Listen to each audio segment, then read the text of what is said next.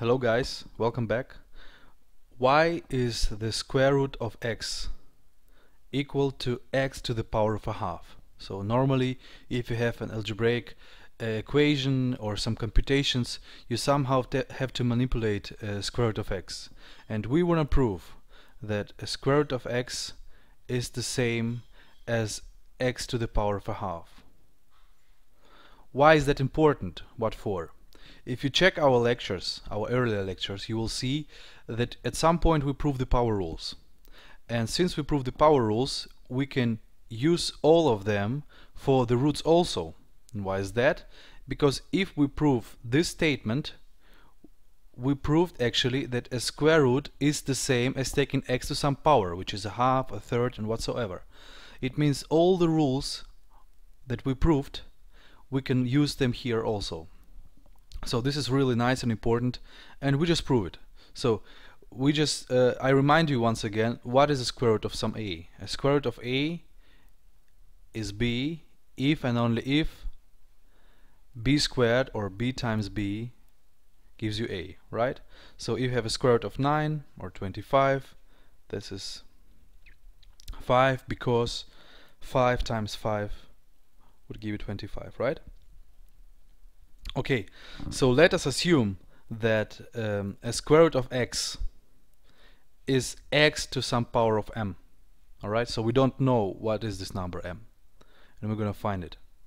Alright, so what is the definition? The definition is saying x to the power of m times itself should give you x, or it's the same as x to the power of 1.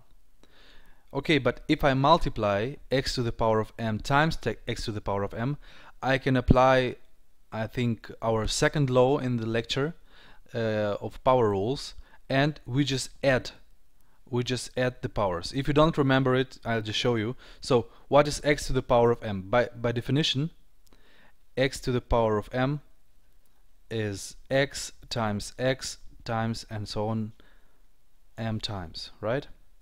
So if we have x to the power of m, we can rewrite it this way, the first one, and we can also rewrite the second one this way. So we have m times x coming from here and m times x coming from there. So how many x's do we have?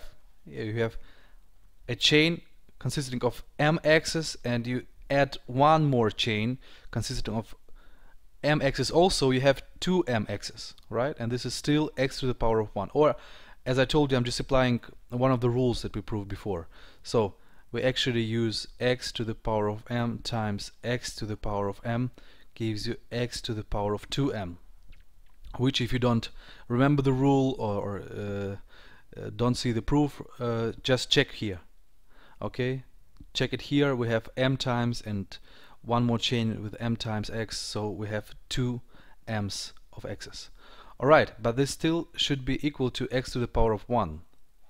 And we have an equation and the bases are the same, so the powers must be the same also. It means this power must be equal to this one, and what do we have? We have 2m equals to 1, and if we divide by 2, we have m equals to a half, which is exactly the proof. Alright, so we know right now square root of x is x to the power of a half, and which is really nice because all the rules, I think there were 7 rules or 8 rules, all the rules that we had, you can immediately apply them right here.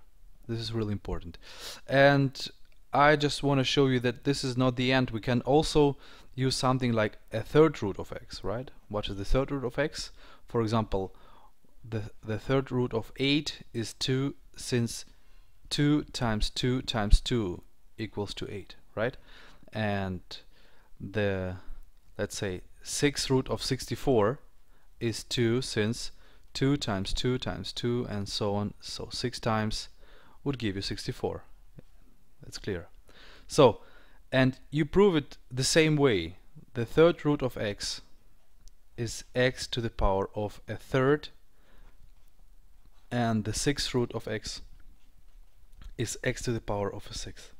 So it's clear. Basically, it's just rewriting the power in this more convenient root way, but still we have to remember that all the power rules we proved, we can every time apply them.